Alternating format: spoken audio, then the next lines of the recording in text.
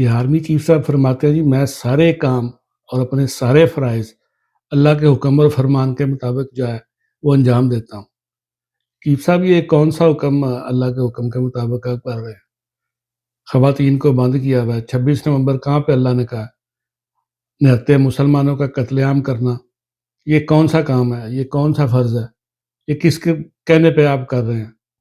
مرید کے کا واقعہ، 9 مئی کا واقعہ، 26 نومبر کا واقعہ، 8 فروری کے الیکشن چوری کرنے کا واقعہ، وادی طیرہ میں اتنے ڈرون حملے کیے، معصوم بچے مارے آپ نے، معصوم جانوں کا ضیاع کیا آپ نے، عمران خان کا ان کو کس چکر میں جیل میں رکھا ہوا ہے، الیکشنوں میں دھاندلی کس چکر میں کر رہے ہیں؟ یہ کون سے فرمان ہیں؟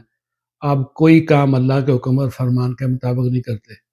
آپ کے لیے سب کچھ جو ہے وہ آپ کا فارن اسٹیبلشمنٹ ہے، انٹرنیشنل اسٹیبلشمنٹ، سب کچھ آپ ان کے کہنے پہ کرتے ہیں۔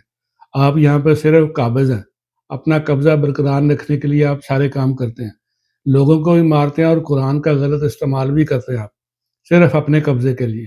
خدا کا خوف کریں۔